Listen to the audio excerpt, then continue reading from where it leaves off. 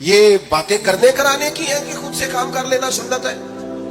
آپ نے 2 منٹ لگائے ہیں اور آپ نے کسی پر روک ڈال کے آپ فارغ ہو گئے۔ اخلاقی رویوں میں سب سے زیادہ ضروری تو دوسرے کا احساس کرنا ہوتا ہے۔ اخلاقی رویوں میں سب سے زیادہ حاجت تو دوسرے کی تکلیف اور شدت کا احساس کرنے کی ہوتی ہے۔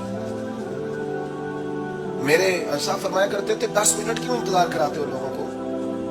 تم نے ممبر پہ کہا تھا میں 2:15 بجے جماعت کراؤں گا، 2:16 کیسے ہوئے؟ تمہیں اس کا پاس ہونا چاہیے تھا، تمہیں خیال ہونا چاہیے تھا کسی شخص کو کسی وجہ سے کوئی تکلیف، کوئی کسی اذیت کا شکار کیوں ہو، کوئی پریشان۔ میں اب تو الحمدللہ آپ اتنی بڑی تعداد میں آ گئے کہ جگہ آپ کے لیے مشکل ہو گئی، ورنہ شروع میں جب میں محافل کا ٹائم دیتا تھا تو میں وقت پہ چلا جاتا تھا۔ اگر کسی سے کہا نا کہ 6 بجے آئیں گے تو 6 بجے چلے گئے، کئی والی گھر والے پوچھتے سر تسی آ بھی گئے ہو، تو میں کہتا سانو تسی ویلے سمجھ لو، ہمارا مزاج نہیں ہے نا جی۔ بلکہ ایک تقریب میں مجھے دعوت دی گئی تو اس پہ لکھا تھا 6 بجے، تو میں وہاں پہنچا تو میزبان بھی نہیں آئے تھے۔ مجھے بتائیں شادی کا کارڈ سارا خاندان بیٹھ کے لکھتا ہے نا، روانگی برات 1 بجے، 1 بجے جاتی ہے برات، مشترکہ جھوٹ بولا سارے خاندان نے، یہ رونے کی بات ہے، ہنسنے کی تھوڑی ہے۔ مسلمان اور جھوٹ بولے، مشترکہ طور پہ کہا یہ جھوٹ ہے۔ محفل ہوگی بعد نماز عشاء، تو ختم کب ہوگی یہ بھی تو بتائیں۔ آپ نے قوم کو تو ایک شخص کا بتایا تھا کہ فلاں صاحب خطاب کریں گے، یہ مقامی، قومی، عالمی شہرت یافتہ، یہ کہاں سے آ گئے؟ کیوں تکلیف دی گئی؟ بلکہ ہم نے تو منصوبہ بندی کی ہے کہ لوگ ہمارے جلسوں میں نہ آئیں۔ ستائے اتنا ہے، ایک جگہ پہ میں حاضر تھا تو 1:30 بجے مجھے مائک دے رہے تھے، اب تو میں جاتا نہیں ہوں، رات کو چھوڑ دیا ہے۔ 1 بجے رات کو مائک دے رہے ہیں تو نقیب بیچارے رٹی رٹائی بات کر رہا ہے، کہتا ہے بلا تاخیر۔ میں نے کہا ابھی بھی بلا تاخیر ہے، کر لو تھوڑی تاخیر، خدا کے بندو ختم کرو، آدھے گھنٹے میں مسئلے کی سمجھ آ جاتی ہے، ایک پیغام دو، بات ختم ہو گئی۔ اتنا الجھاؤ اور اتنا بات کو کھینچنے کا معنی کیا؟ اپنے رویوں کے اندر میں چلا گیا 6 بجے تو میزبان صاحب بھی نہیں آئے تھے، تو وہ تقریب کب شروع ہوئی؟ 9 بجے۔ تو میں نے ان سے کہا غور سے دیکھ لو کہیں میں تو نہیں الٹا پڑتا رہا، 9 اور میں 6 سمجھتا رہا ہوں۔ یہ چھوڑیں ان چیزوں، اپنی زندگی میں آپ نظم پیدا نہیں کریں گے تو کوئی کام کیسے کریں گے؟ حضرت حکیم الامت مفتی احمد یار خان صاحب نعیمی رحمت اللہ علیہ، مفتی صاحب رحمت اللہ علیہ جب جمعے والے دن الحمدللہ کہتے تھے نا تو پورا 1 بجا ہوتا تھا۔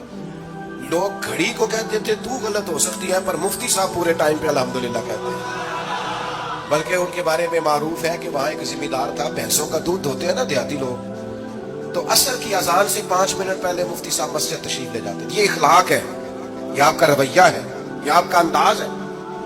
عصر کی نماز اذان سے 5 منٹ پہلے جاتے تھے، جا کے وضو بنانا پڑے تو سنت ادا کر کے بر وقت نماز میں شامل ہو جائیں۔ تو مفتی صاحب گزر جاتے تو وہ ذمہ دار اپنے بیٹے سے کہتا کہ اب آپ نا بچے کو چھوڑیں بھینس کے نیچے تاکہ ہم بھینسوں کا دودھ دھوئیں۔ تو ایک دن وہ بیٹا کہنے لگا ابا جی ابھی تو یہ سورج کھڑا ہے، عصر کا ٹائم کہاں ہوا ہے؟ تو کہنے لگا تو چھڑ دے گڈھا، مفتی صاحب لنگ گئے نہیں، ٹائم ہو گیا ہے۔ یہ ہمارے بزرگوں نے ہمیں رویے سکھائے۔ آپ نظم والے ہوں، اخلاق والے ہوں، سچائی والے ہوں، دیانتداری والے ہوں، دوسروں کا خیال رکھیں، کسی کو تکلیف نہ ہو ہماری وجہ سے۔ پتہ ہے رسول پاک صلی اللہ علیہ وسلم کی بارگاہ میں آ کے عرض کیا گیا یا رسول اللہ یہ ہمارے امام صاحب بہت لمبی نماز پڑھاتے ہیں، صحیح حدیث میں موجود ہے، نماز ہی پڑھاتے تھے نا، قرآن ہی پڑھتے ہوں گے نا، کتنا اعزاز والا کام ہے۔ یا رسول اللہ یہ بہت لمبی نماز پڑھاتے ہیں۔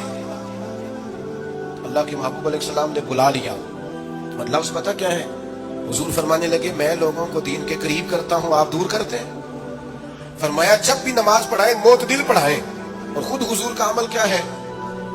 حضور فرماتے ہیں جب میں نماز میں کھڑا ہوتا ہوں تو میرا دل کرتا ہے میں لمبی نماز پڑھاؤں۔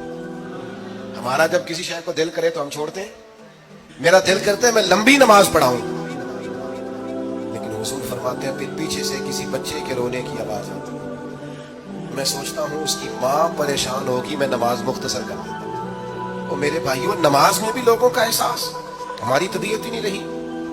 کوئی آدمی ہارن دے رہا پیچھے سے اور سامنے گاڑی میں 2 بندے کھڑے، گاڑی مین روڈ پہ کھڑے کر کے باتیں کر رہے ہیں، اور وہ ہارن بجا رہا ہے تو کہتے ہو ٹھہر جا، آپ کو جانی ہے جا کے۔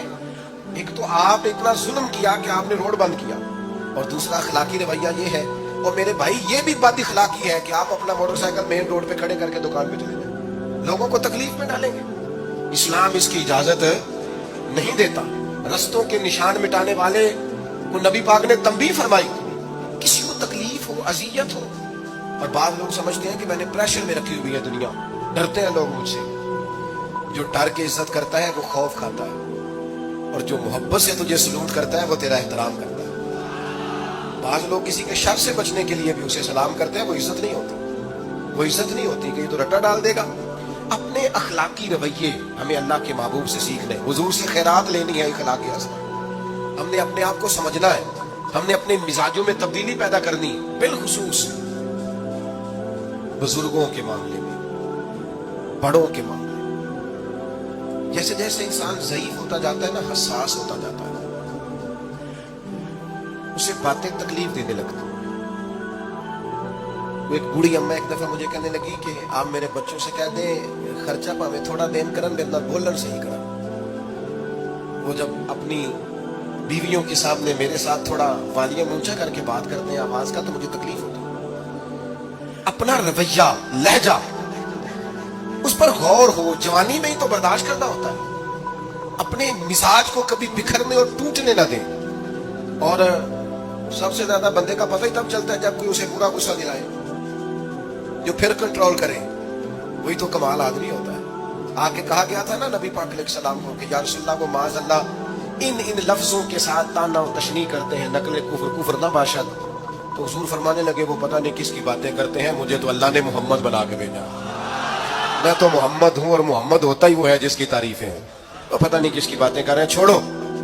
वो पता नहीं उसकी बात कर रहे होंगे जिसका वो माज़अल्लाह नाम बिगाड़ दे। मेरे अजीज, थोड़ा सा बर्दाश्त, और आप जुमलों से गौर करें, किसी के लहजे से गौर करें कि वो बंदा कहीं तकलीफ में तो नहीं, आजमाइश में तो नहीं। मैं पहले ही मुख्तसर तकरीर करना चाह रहा था, अब आप लोगों ने और मुख्तसर करा दिया मुझसे, तो मैं बस बात को समेटने लगा हूं, आप गौर फरमाएंगे।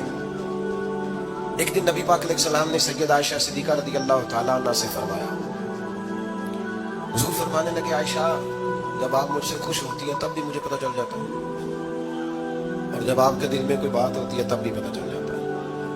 तो सैयदा पाक अर्ज करने लगी, हुजूर मुझे मेरी माँ रोए, मैं और आपसे नाराज। तो करीम फरमाने लगे बताऊं फिर? या रसूलल्लाह फरमाइए। हुजूर फरमाने लगे आयशा, आप कभी कभी कसम उठाती हैं? या रसूलल्लाह उठाती हूँ। फरमाया जब आप खुश होती हैं तो कहती हैं मुझे रब्बे मोहम्मद की कसम, और जब दिल में कोई बात होती है फिर कहती हो जनाबे इब्राहिम खलील के रब की कसम। फिर हजरत इब्राहिम की निस्बत से कसम उठाती हो तो जनाबे आयशा कहती हैं हुजूर की बात सुन के जो मेरा हाल था मैं बता नहीं सकता।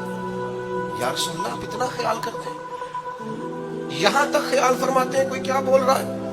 कहती मैंने फौरन अर्ज की कि या रसूलल्लाह मुझे रब्बे मोहम्मद की कसम हो, मेरी जुबान से नाम ही जाता है, मेरे दिल में आप हर वक्त मौजूद रहेंगे, दिल में।